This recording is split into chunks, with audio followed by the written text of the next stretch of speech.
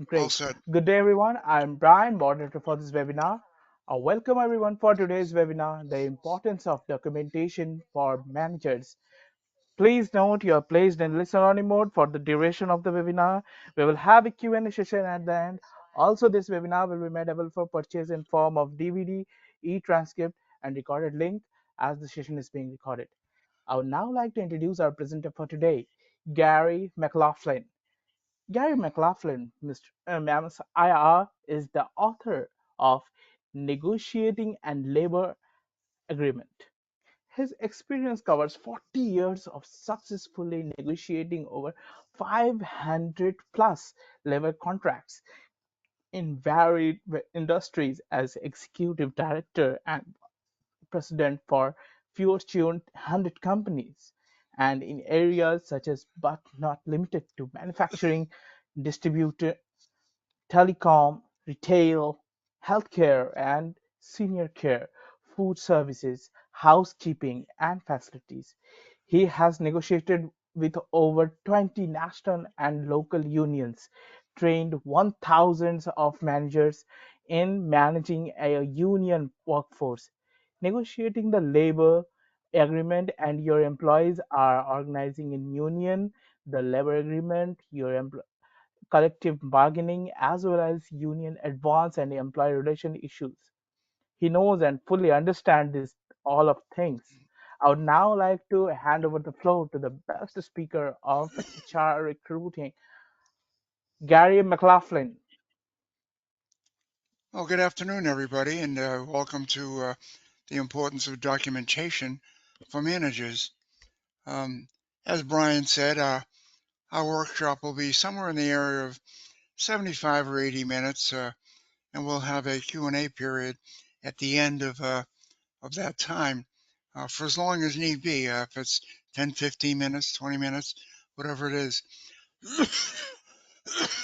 Excuse me. If for some reason your question, when you woke up this morning, you said, well, I'm taking this webinar this afternoon, and I hope he discusses the following. And for some reason, if the following question you thought of does not show up during our presentation and is not answered in the Q&A for some reason, don't hesitate to leave it on my website, which is listed on the bottom of each slide. You can't miss that, jerrymclaughlinconsulting.com.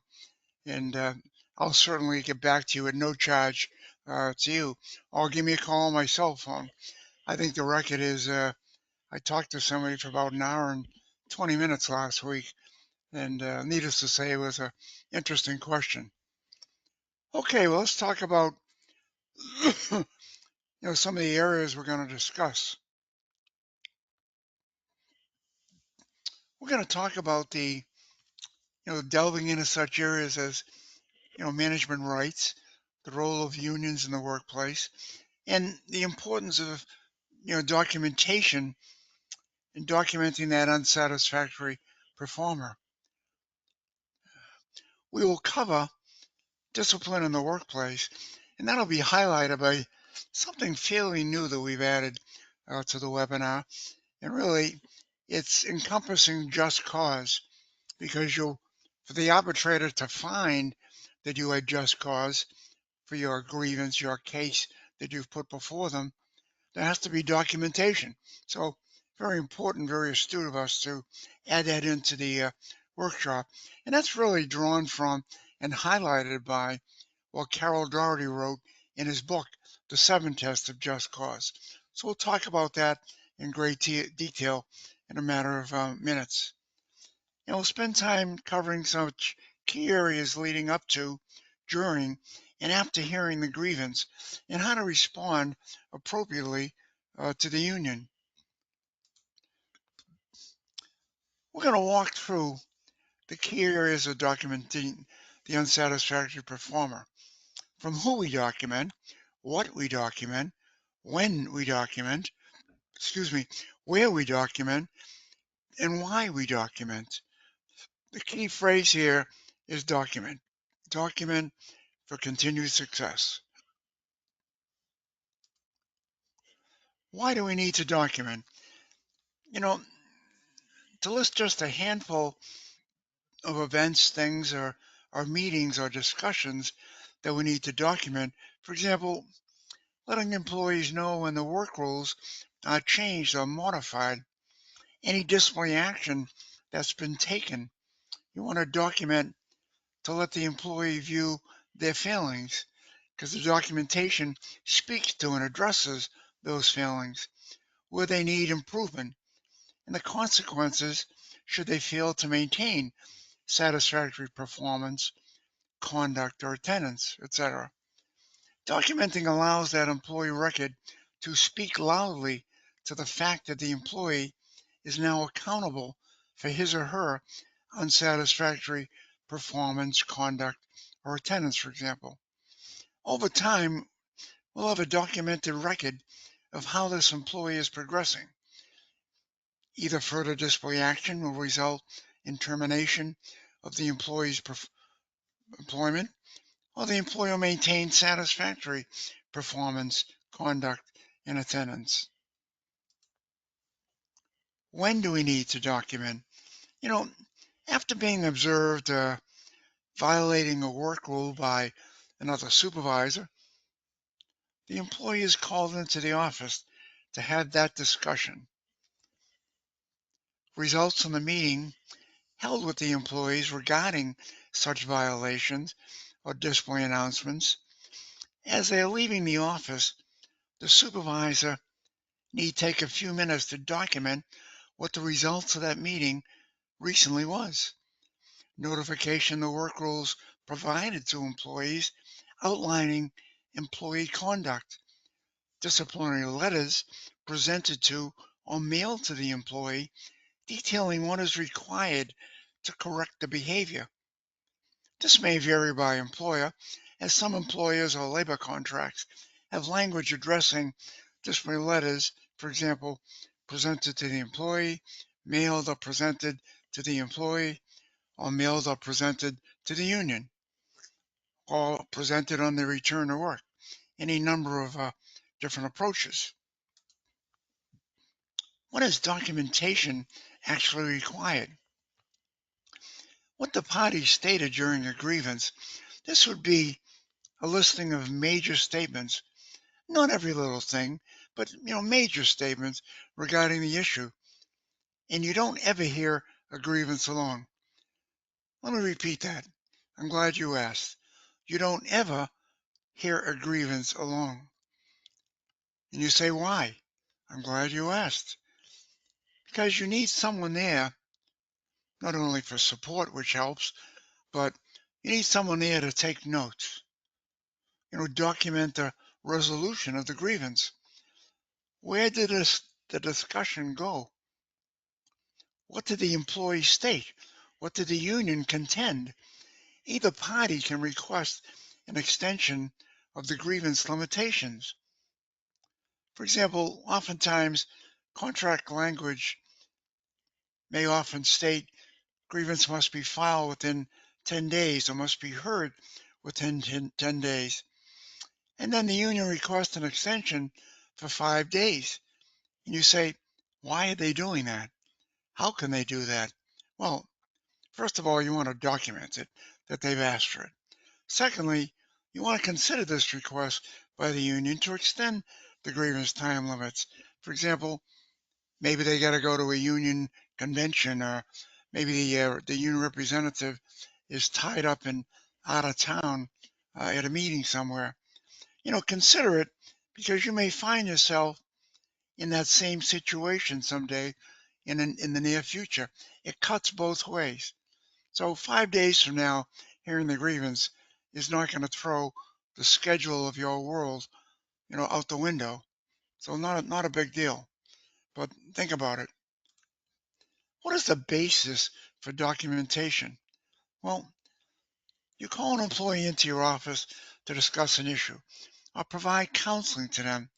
Maybe it's just a kind of a Dutch uncle, friendly helper type of discussion, just not discipline per se. You just want to tip off, quote unquote, that employee that they appear to be going down a road that might lead them to the danger of being disciplined. Now, you've heard a grievance, and you're in the process of responding to the union regarding that grievance.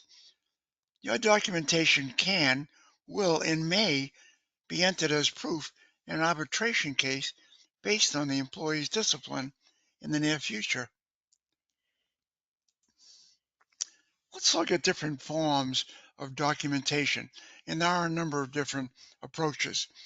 you know, First of all, I will tell you that verbatim or word for word is the ultimate best.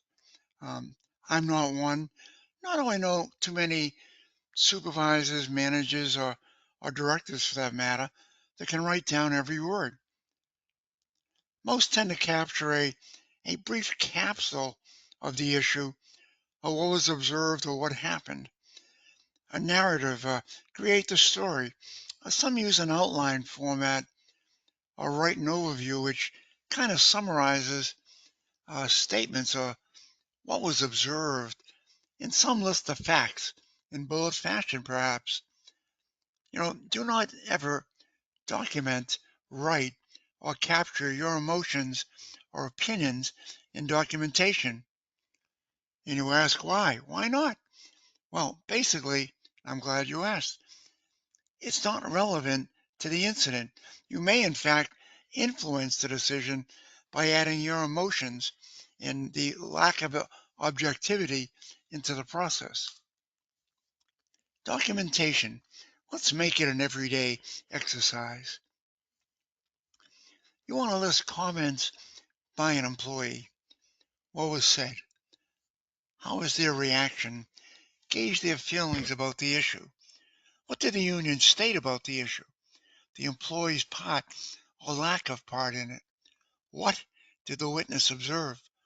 Who did the witness observe? If not the employee, then who else was present?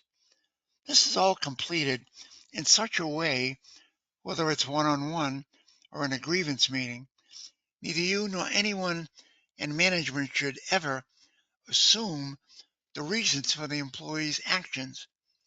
I believe, I believe the employee did this because of blank. Wrong answer. Just don't do it. Don't make that conclusion. Let the facts speak for the issue. In fact, you want to list the facts and nothing but the facts. You don't need to list that he had his dark blue tinted sunglasses on with the gold rims, or that she was wearing a blue sweater. Just the relevant facts. It's all about the facts. Who else was there? Did anything happen just before or just after this? First-hand observations are key. Did you, as a supervisor, observe this happen? Did another supervisor observe this in addition?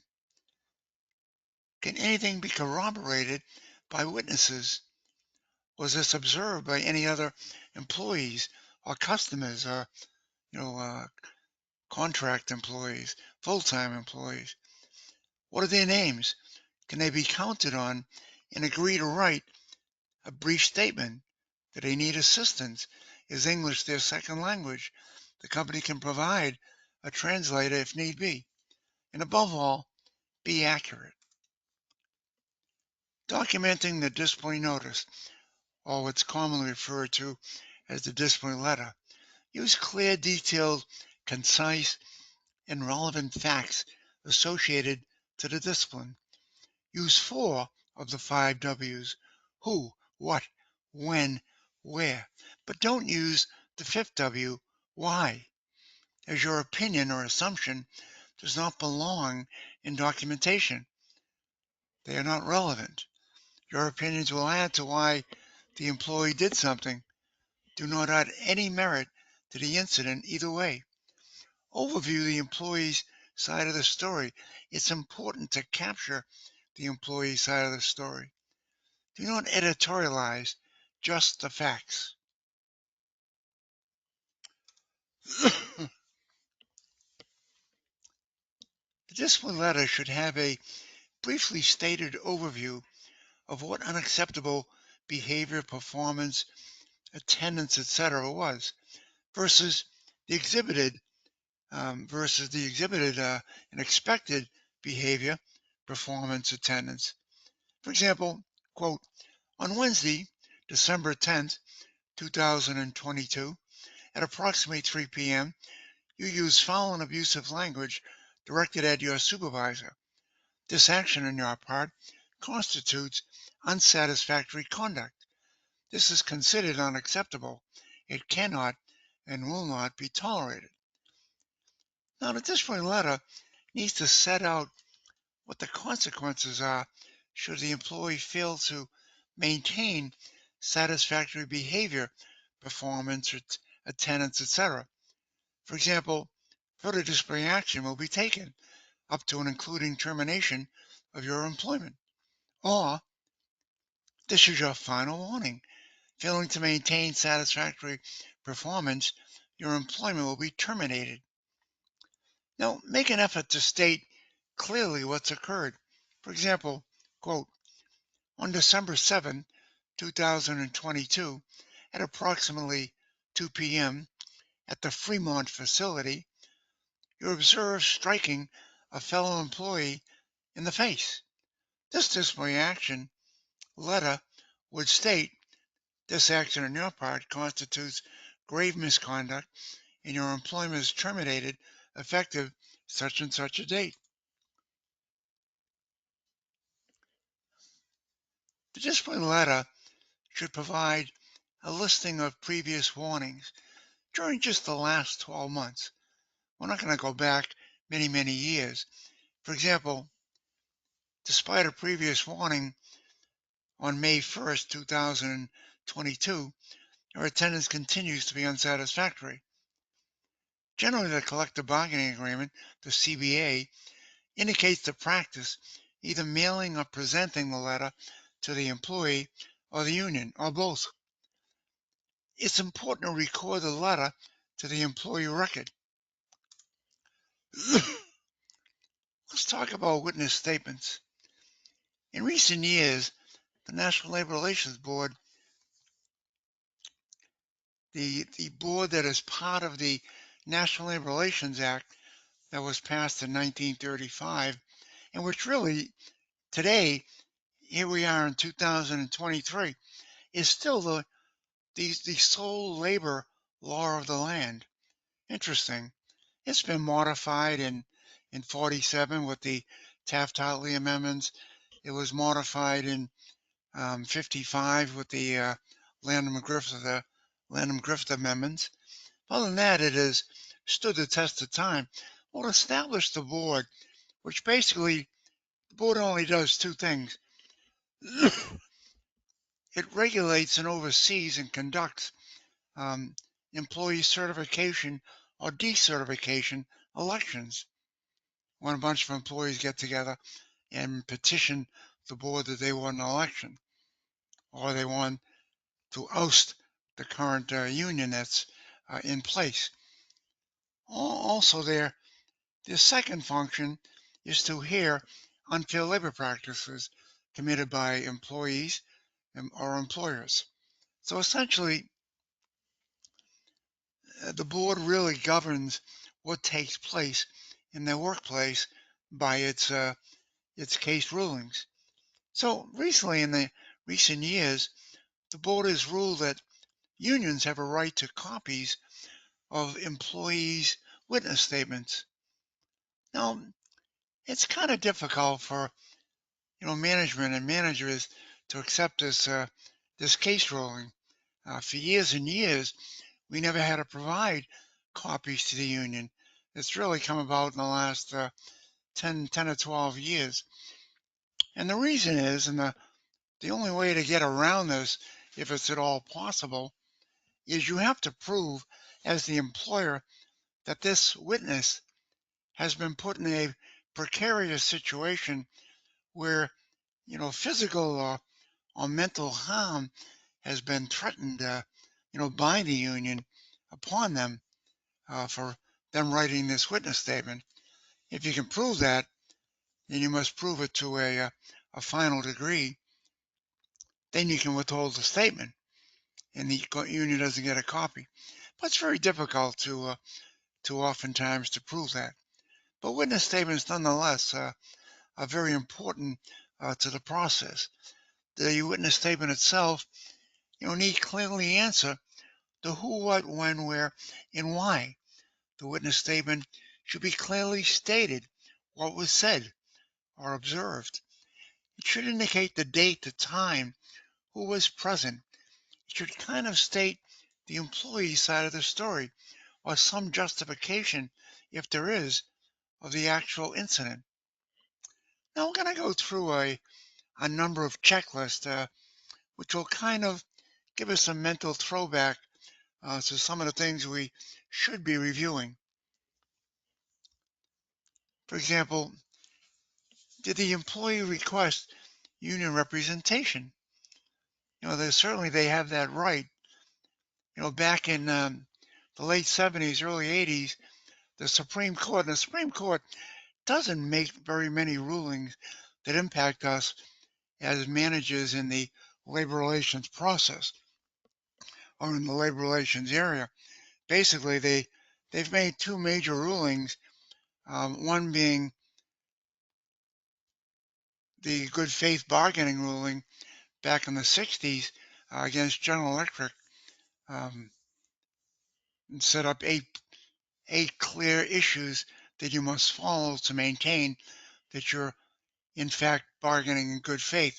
And also the the ruling here, the Weingarten ruling, which grants the employee, should the employee perceive, and that's the key word, should the employee perceive that discipline will come about from this meeting that his or her supervisor or manager had requested.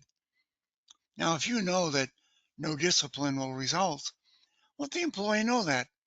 And that's why you're rejecting their request to have union representation. But if you're going to be issuing discipline, then by all means, you are required under the pain of violating the Supreme Court ruling and committing an unfair labor practice to allow the union to sit in on this grievance meeting. So basically, that's very important. If you know discipline is going to be taking place, certainly allow the union to come in. If you know discipline is not going to happen, tell the employee that. And that's why you're rejecting their opportunity.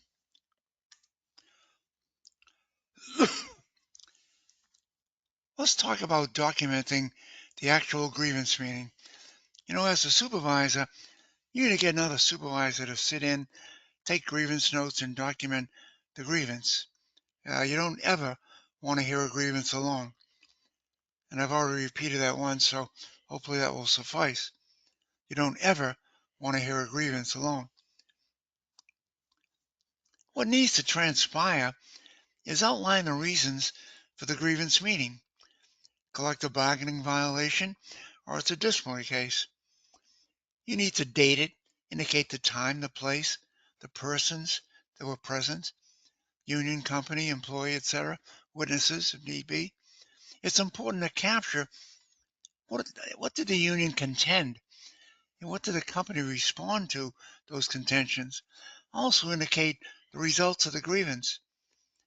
A grievance should never, never, never, never be ruled on the day it's heard. Why, you ask? I'm glad you asked that question. Well, the contract, your labor contract, generally gives you a time frame in which to respond under your grievance procedure article. It may tell you that within 7 days or 15 days or however many days the contract lists, you're allowed to respond back to the union in writing. Oftentimes, the first step for a verbal admonishment, a verbal warning, verbal counseling, and many companies call it many different things. Maybe just call counseling that first step. Oftentimes, that is strictly a verbal notification, but you want to take advantage of that time frame. That's why you don't want to make a ruling on the date you hear it. You want to take the opportunity to think about some of the points that the union brought up. Maybe they didn't make any sense. Maybe they did. Maybe they brought up good points that you now need to investigate, and which may sway the decision process of where you were originally appointed. Again, another checklist. Hate to tell you how many times the date has been missing from a meeting. Did you indicate the purpose for a meeting? Isn't there a reason for every meeting? You know, did the employee request union representation? How did you react? Did you tell them no, there's not going to be any discipline, so you don't need union representation? Or yes, the union rep will be coming momentarily. It's very important to look at it from that perspective. Also, does your document indicate the facts of the case? The facts, nothing but the facts. That's all you should have in your documentation. Does it indicate what took place, what transpired? It should have what was stated by each participant and what their name and title was. Does the document contain the employee side of the story?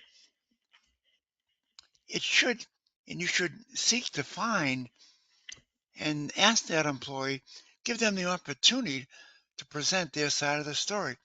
You don't want to hear that for the first time when he or she raises their right hand to take the oath at an arbitration case. That's not a good time to hear for the first time what the employee side of the story was. It gets very costly if you're going to that extreme. And again, you need to refrain from adding your personal thoughts, editorializing, or adding that fifth W, that why you believe it happened. Stay away from that. Continuing on at our checklist, when and where did the incident happen? Is it a recurring issue? Is it performance? Is it attendance? Is it conduct? Does it happen on, Monday and Friday attendance? Is he absent? He or she absent? Is it something that happens about once a week? Is it a recurring nature? And what are the action steps that you need to take? You need to look over the last 12 months. Did you indicate a follow-up plan? It should state the expected behavior / improvement and what happens if the employee fails to meet that behavior / improvement. Is your document clear and objective? Is your document factually based? It should be factually based, not containing potential interpretation.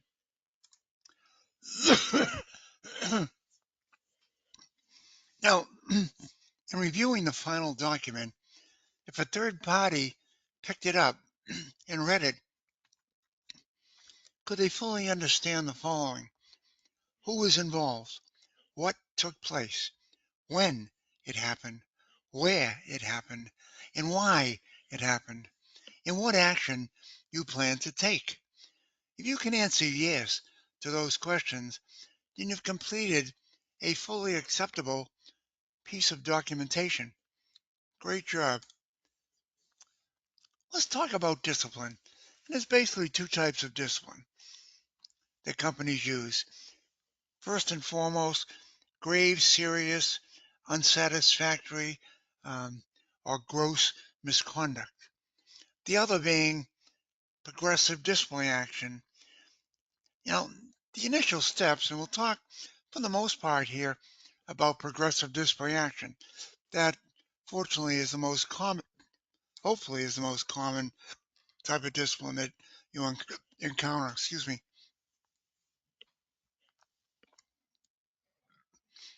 Excuse me again. All of a sudden got the hiccups. Um, the other format in the initial steps of that progressive disciplinary action are verbal counseling. And as additional occurrences arise, whether it's the next day, future weeks, or months down the road, that next step is a written warning, followed by a suspension, generally of one day. Years ago, companies would have not only 1 day, but 2 days, 3 days. They'd have one or more suspensions. Most companies in the last 10 to 15 years have kind of bought into like what happens in baseball. Three strikes and you're out, essentially. Verbal, written, and suspension. Bye bye. You know, the process, you know, employees are creatures of habit. They're going to do something, they're going to do it again, again, and again. And if they do it once and it doesn't reoccur, that's the good news. And it doesn't reoccur and months go by, you hopefully can look in the mirror and pat yourself on the back. You're working towards rehabilitating that employee to a fully functional employee going forward.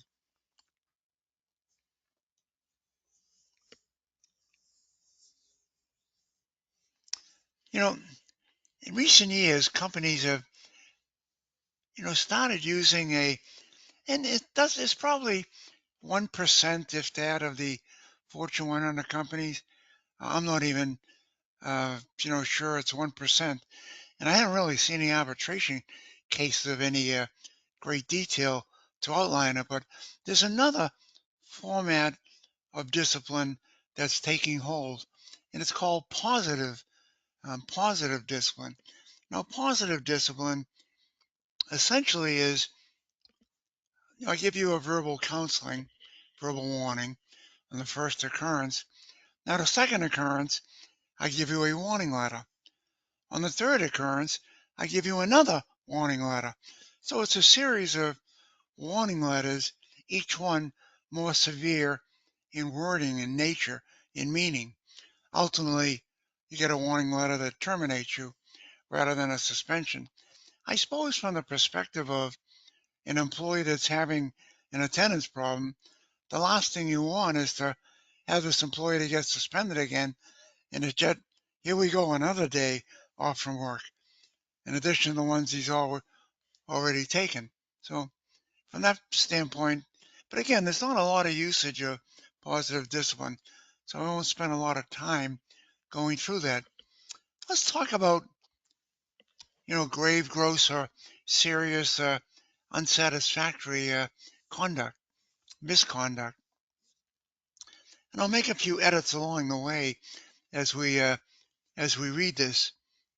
Insubordination, fraud, theft of property or funds, punching in another employee's time card in or out, or signing their name in, or any form of falsification of company records, vandalism, use, possession, or sale, distribution, or being under the influence on company premises of alcohol, legal or illegal drugs of any controlled substances.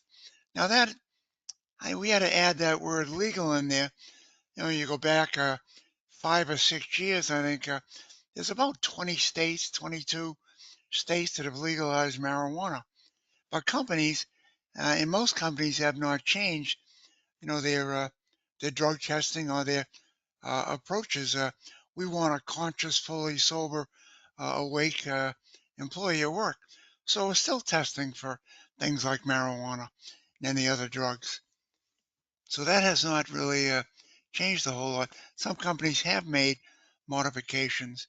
Now, continuing along, the possession of firearms or illegal weapons on company premises, engaging in harassment, I would specify in adding the term sexual harassment in addition, or threatening violence, physical harm, or abuse of employees, management personnel, customers, or other conduct of a similar nature, seriousness, or culpability. Now, that last phrase, or other conduct of a similar nature, seriousness, or culpability, is kind of a catch all. So if we didn't outline it up above and we come up with another term, but certainly it falls within that area. Now, grave, gross, serious, unsatisfactory misconduct, generally 99% of these offenses are held to be terminable. Um, there may be some following a suspension, further investigation, and a completed investigation. Not too often I see some of these that may fall into a suspension category. Um, every now and then I'll see a company or see a case on insubordination where a company will give an employee a second opportunity with that and just suspend rather than move towards termination. That's continuing on our discussion regarding progressive disciplinary action. It becomes important to remember and very key that the burden of proof always remains on you, the company. The company is always held to the standard of the burden of proof, and it should be as such.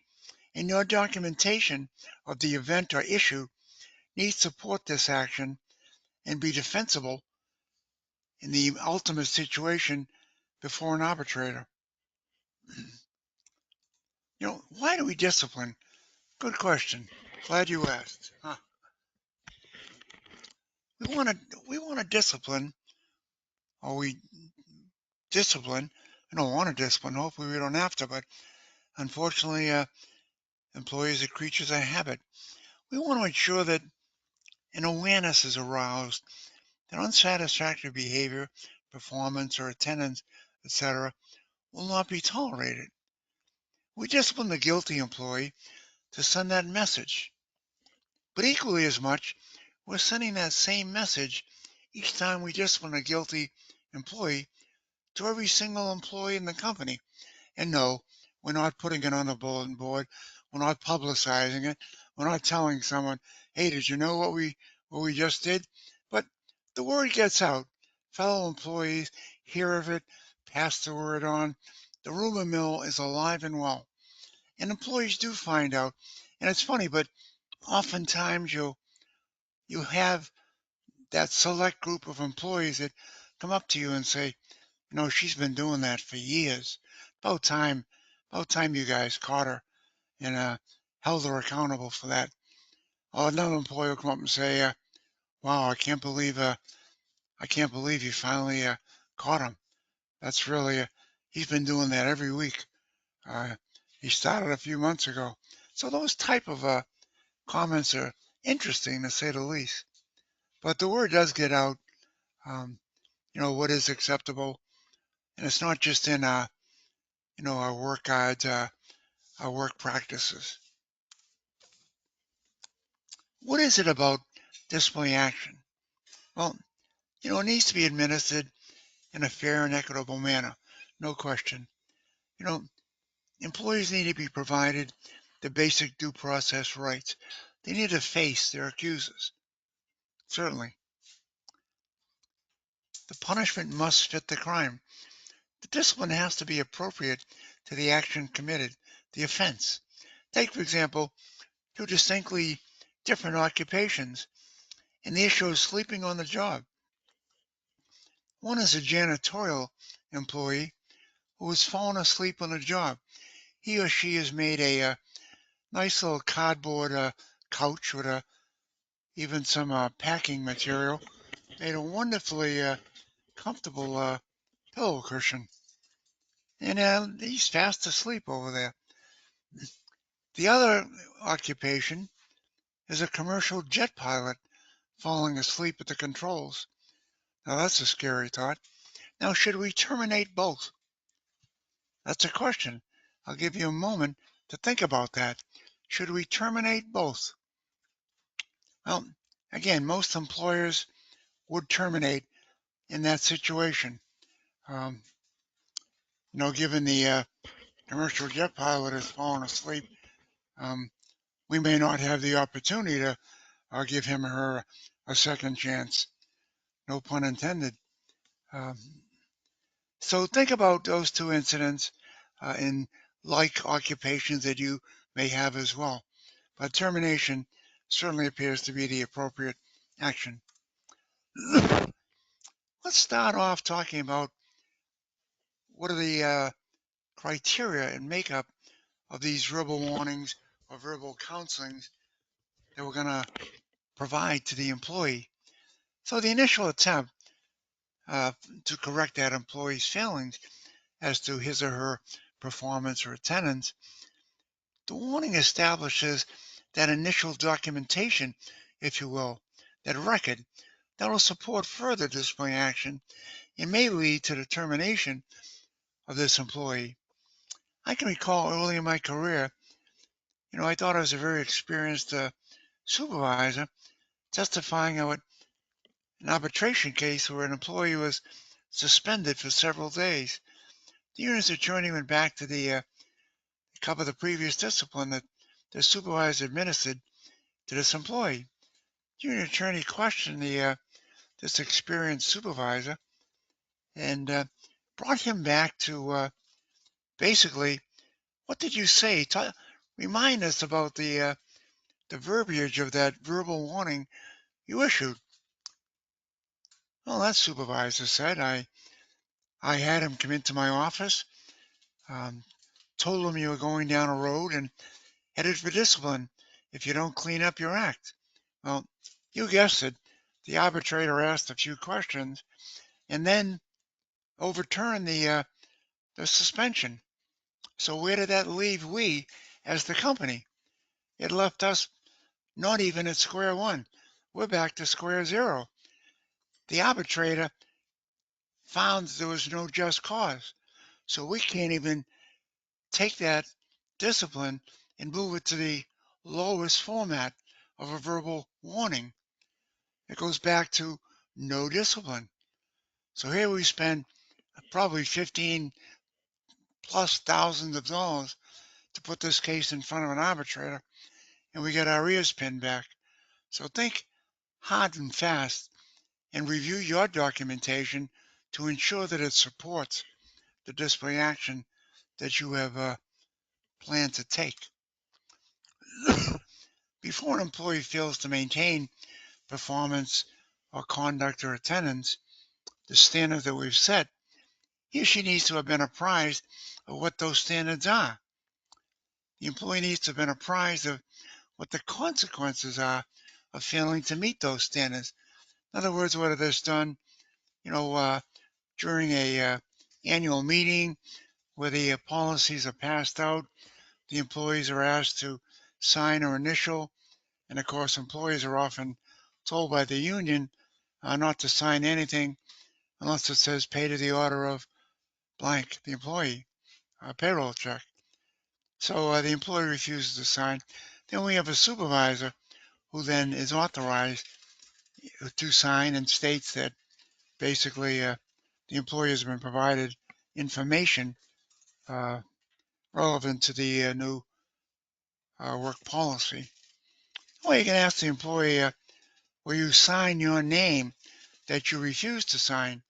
I've often used that. And the employee says, let me think about that. Oh, okay. I can sign my name and then put I refuse to sign after it. I said, you got it.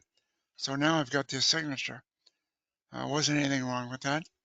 He signed and he was able to express his fervent feelings that he refused to sign. There you go. So the employee needs to be notified of what these consequences are. What the standards was not done in our previous slide about that arbitration case and the suspension being overturned. No information provided to that employee. The employee must have been provided notice of the accusation. That would be in the warning letter, and the union would have gotten a copy and made aware of his or her right. She is aware of their wine garden rights. Every union passes out little bulletin cards, little business cards, I'm sorry, that basically had that statement on it. Your right to have a representative present. And the employee should be encouraged to have that opportunity to state their side of the story. Now, over what period of time has this issue existed? Is it a one-off type of situation? And you got to analyze it and make that determination. He's never done this before in the 5 years he's worked for us. And we take that into consideration, sure. And also, what was the seriousness of it? How about the frequency and nature of the actual issue itself? And very importantly, are there extenuating or mitigating or aggravating factors that come into play with this? So all three of those certainly certainly come into play and should be considered.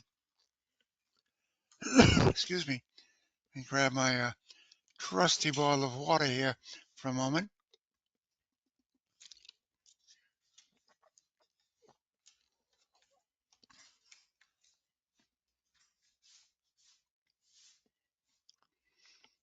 So, what is the nature of the employee's work history?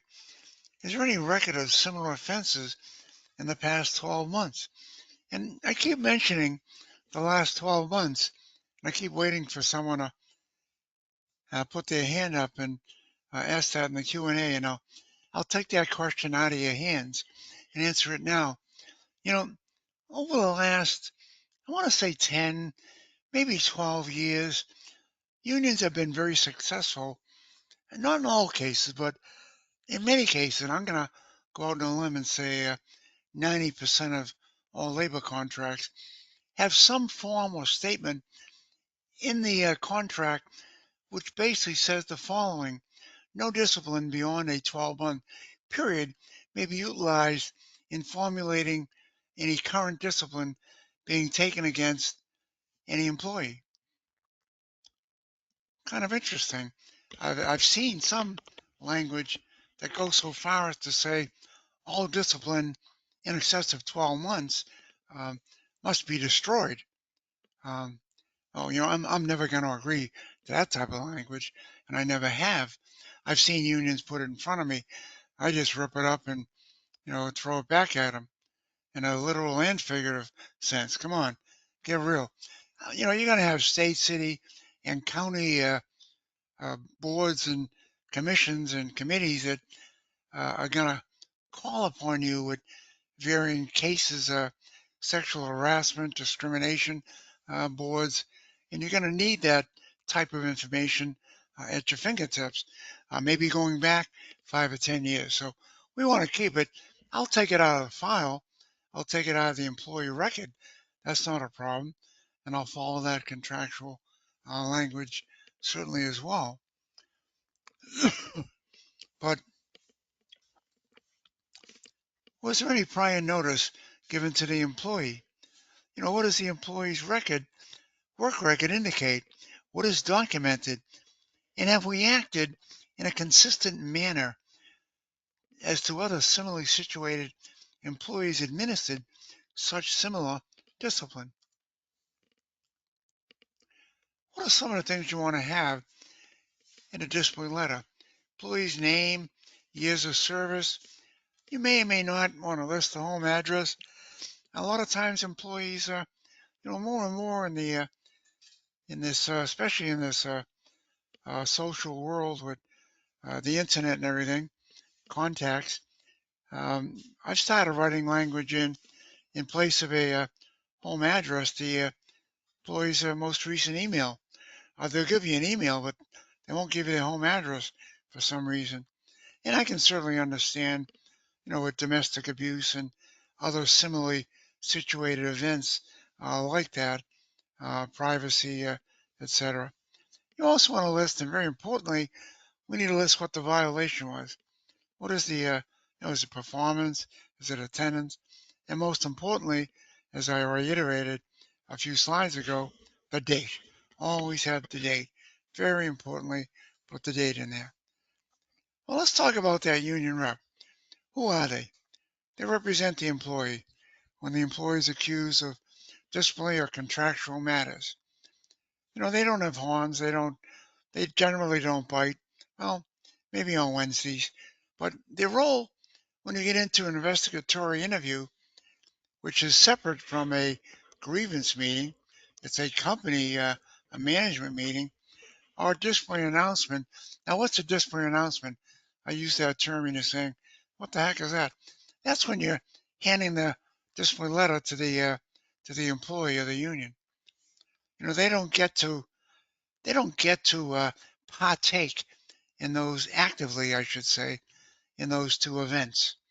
We'll talk about the investigatory interview or the disciplinary announcement or notice, the letter, later, and what their participation level is. And I think you'll be very, very surprised.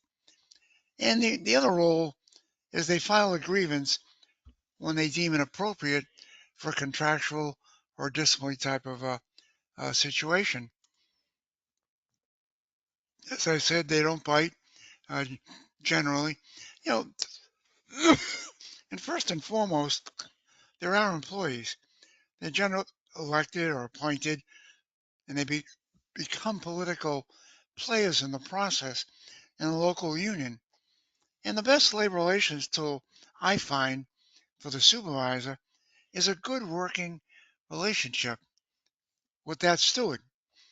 For example, you know, you see Mary, she's not performing today to the level she normally does.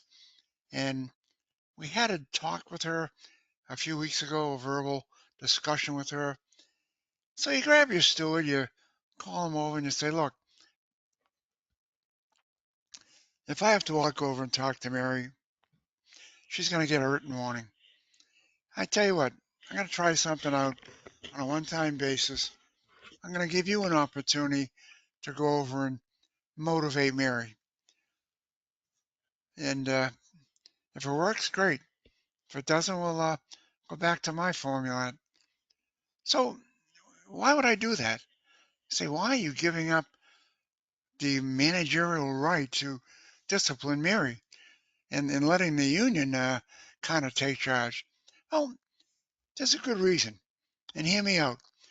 My thoughts are this: the union rep can go over and can say and do things to Mary that you and I, as management representatives, cannot do.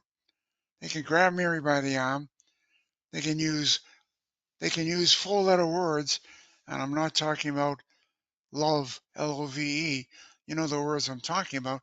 They can use those kind of words where you and I can't. And they can scare the living, you know what, out of Mary to another four letter word, um, to go forward and do the job. Who benefits? You and I benefit as managers. We get the job done. Mary either becomes a fully functioning employee, or guess what? Tomorrow, next week, or next month, we're back giving Mary that warning letter. Creatures of habit. Employees are creatures of habit. She's going to have another bad day tomorrow, or the next day, or the next week. It's going to happen. Mark my words. Hopefully it doesn't.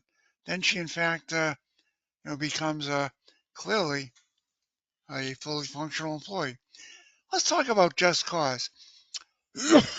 We said we recently added this into this webinar in the last year or so, and basically because for the arbitrator to find that we have had just cause, he or she must see documentation to support that. So it makes sense to spend the next 5 to 7 minutes talking about what just cause is. So Carol Doherty was I want to say, he was probably more a pro-union arbitrator, leaning more towards union. I probably have scratched his name off um, more often than having ever selected him. I might select him on a contract language case, but I always found him to be very liberal on a disciplinary action case and siding with the employee. And that's just my personal bias. I do have one or two little biases. Sorry about that. Let's talk about just cause. And we're going to talk about the seven areas, the seven questions that Carol Doherty posed, and I give him credit. Reasonable rule, notice, two forms of investigation. One is referred to as sufficient investigation, the other a fair investigation, proof, equal treatment, and appropriate discipline. So the first of these, reasonable rule, was it in fact a reasonable rule? Now, hopefully, you have language in your management rights, and the best language to have is it is management's right to establish reasonable rules. There you go. We've met that one right up front early on. And you want to have language in there that certainly says was related to the efficiency and the operations of running the business in a reasonable manner. Was it truly established to ensure unsatisfactory behavior or performance would not take place in the workplace? Notice, this often provided to employees, whether it be in a brand new employee orientation setting or work rules meeting when you change or modify your work rules, posted on bulletin boards, websites perhaps, company websites, or just HR or personnel type manuals over the years. Sufficient investigation. Now, that's the first of two investigation. Basically, it's an investigation of a violation in the workplace, and it basically states that it must take place before any discipline is imposed. It may be wise to consider your other employees' safety and the workplace itself from the employee being disciplined. Suspend the employee when in doubt. If you don't know what form of discipline, you're a fairly inexperienced supervisor, your boss is not here today, you don't know, send the employee home pending further investigation. You can always revert back, but make a decision. The absence of a decision, we can't do anything about it. You don't make a decision, it goes without anything taking place. Difficult to come back tomorrow or the next day and say, oh, we saw you doing this and this was inappropriate and we're now going to discipline you. You're not going to fare very well in that type of case. So suspend the employee pending further investigation. Third investigation, the second form of investigation, the question is, did you conduct the investigation fairly and accurately? Was the investigation into the facts done in a reasonable manner? The employee is aware of and can request their Weingarten rights. Now, an employer also can refuse to provide that union representation, and we talked about that, so long as no discipline will occur. Now, you're having this meeting and you're going along and things are going along fine, and all of a sudden you run across a kind of a stumbling block in this meeting with the employee, and you decide, oh, heck, uh, this warrants a verbal warning. Whoa, red lights, warnings, sirens should go off because you now have rejected the right to have union representation. You've told this employee that there's not going to be discipline. Do you see my point?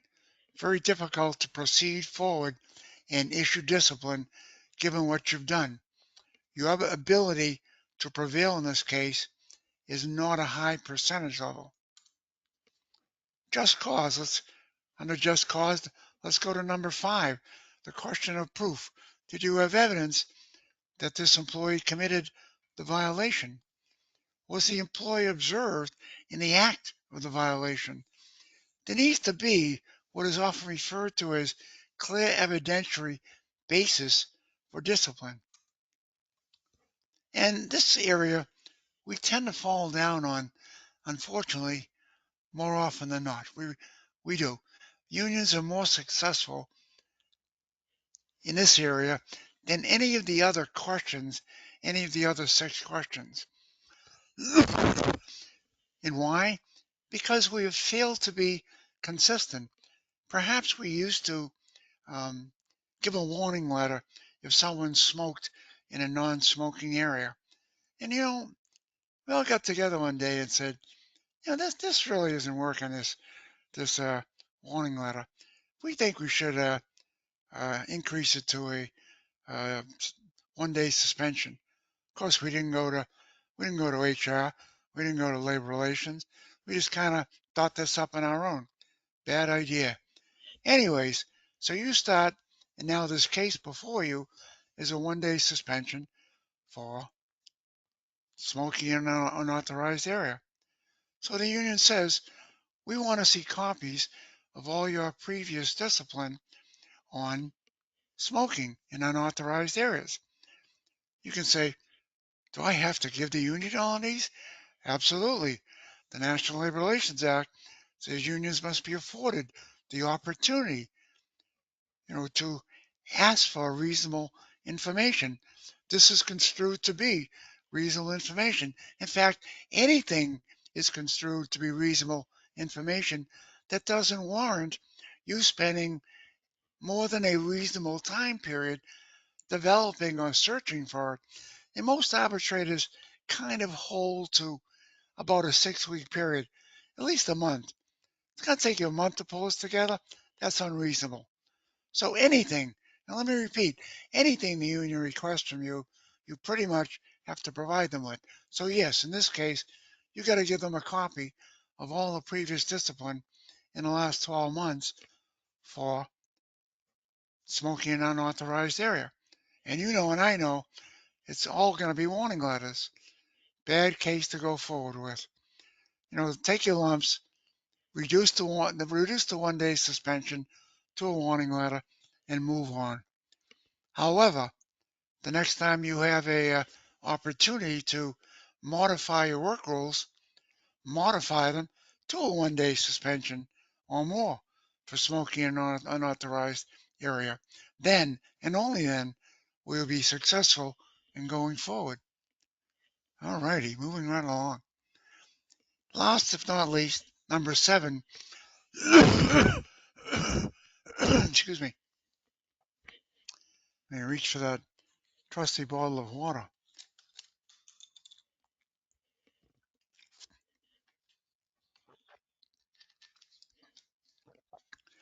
Number 7. The question is the discipline you're about to issue considered to be reasonable? And that, ladies and gentlemen, basically are the 7 tests of just cause. Now, the arbitrator in hearing your discipline will review cause if you had just cause. Now, if 1 or 2 or 3 of these you answer no to in your mind as we went through them, thinking about a recent case you had that might be pending arbitration, put the brakes on. Stop. Red light should go off. Siren should go off. Alarm should go off. Go back. Go back to the drawing board. Take a look at it. Because if one of these is not met, that arbitrator will rule that you failed to meet just cause. And whatever discipline you invoked will be thrown out. You don't get to reduce it at that level before the arbitrator. It goes back to step 0. No discipline. So take heed of that type of a situation. Now let's talk about a key ingredient for discipline. Any form of discipline should be met with a company meeting that's called an investigatory interview. Now, an investigatory interview, basically there's an obligation to conduct it prior to disciplining. We can outline this in great detail. And we go back to, probably in the 70s, most arbitration language in labor contracts, had language that said employers cannot act in an arbitrary and capricious manner. Well, employers kind of always prevailed in those type of situations. You basically suspended somebody pending for an investigation on a Friday and brought them in on a Monday and terminated them. You took the whole weekend to investigate it. Uh, you were not acting in an arbitrary or capricious manner. So that's why Carol Doherty was so motivated to go forward and create this creature of just cause. And labor unions, most of the 36 international unions have been very successful in getting just cause, or the word cause, inserted into their arbitration language, and currently have that Probably about 95% of most labor contracts have that language in it today, no question. Okay, the investigatory interview, we're going to pull together all the data, relevant facts, and information available. Who was there? Who witnessed the event? Get their statements as we talked about those witness statements. Help them, assist them in writing it. Document who was there. How long was the interview? This should be a very short, you know, probably less than a half hour interview. And yes, don't forget the employee's side of the story. You want to prepare the questions. Carol Doherty says, four or five, or three or four should really suffice. You want to ask the five W's: who, what, when, where, and why. Open-ended type of questions. Review any security reports or, you know, uh, videos or any documentation that's available. Establish a time frame for the investigation to end. Plan the order of the investigation. What's the format? Who are we going to talk to first? First, we want to talk to the witnesses. Actually, no, I'm sorry. I beg your pardon. I'm getting wild and crazy here. First, we want to talk to the accused employee. Hopefully, that accused employee and the meeting is held while he or she is still on your premises prior to them being sent home, given the nature of the perhaps violent or emotional outburst that had perhaps taken place. So we talk to the accused employee first, then we talk to the witnesses one by one as they're brought in, and we want to establish, some ground rules, for these witnesses. Now it's interesting. It's interesting when we talk about, the ground rules, because the Ninth Circuit Court of Appeals, which when an unfair labor practice goes to the National Labor Relations Board, is heard before the board, and immediately goes to uh, the Circuit Court of Appeals, depending what geography. Now, the Ninth Circuit Court of Appeals down in the southwest part of the country, and pretty much adopted by most other Circuit Court of Appeals, and then held up, basically ruled that the union during an investigatory interview, and I think you'll be shocked when you hear this, hopefully at least surprised somewhat, the union only has the right to clarify a question. No other right exists for a union during this company instigated and held investigatory interview. So you're sitting there saying, you mean when I have this meeting with the union and the employee, and they come in and they start screaming and they want copies of this, copies of that, uh, and they ask 20 questions. I don't have to put up with that. That's only in a grievance meeting. They have the right to do that. Not, and I repeat, not in an investigatory interview. So hopefully that has taken a 25-pound weight off your back or off your head. A lot of supervisors are very surprised to hear that, and I don't know why we as employers have done a terrible job, publicizing that. But and unions know this; they're totally aware of that, this standard, and it's been tested. I want to say at least 7 or 8 other cases around the country that I'm aware of, and you can Google it. Investigatory interview, right of the union. What can the union do? And they only have the right to clarify. Okay, company asks the questions. It's our meeting. We go first. We ask the questions. We document the answers. Very importantly, we get the employee's side of the story. There's no privilege of self-incrimination. The employee can't claim the fifth. That's only in a congressional or Senate hearings. If an employee refuses to participate, and further discipline can result. Think about that. You're going to discipline the employee, perhaps terminate him, and now he's refusing to participate in this meeting. Well, that's another nail in the coffin, so to speak. And so he may get terminated for refusing to participate in a discipline about the discipline he was being disciplined for. That doesn't confuse anybody. Something should.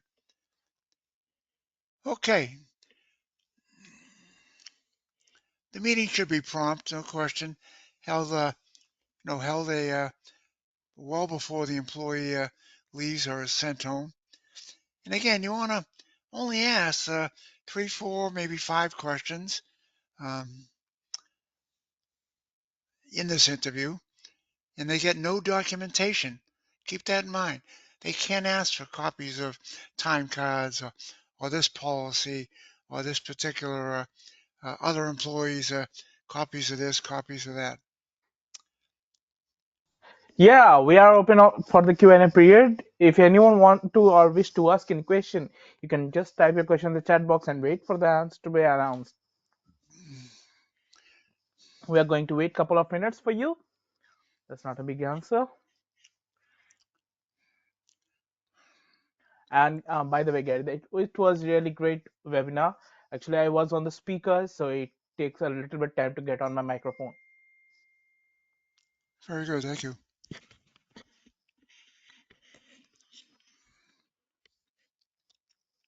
I wanted to take a moment just to let everybody know you know, thank you for joining us and taking time out of your very busy schedule today. And I found it very enjoyable. Of course, every time I do a webinar like this, I find it enjoyable. But this one in particular, which is one of our newer, more recently completed webinars. So, Gary, I don't think there is any question right now. So, I want to get back to you for your final remarks. Okay, again, I want to thank everybody for taking time to join us in this webinar.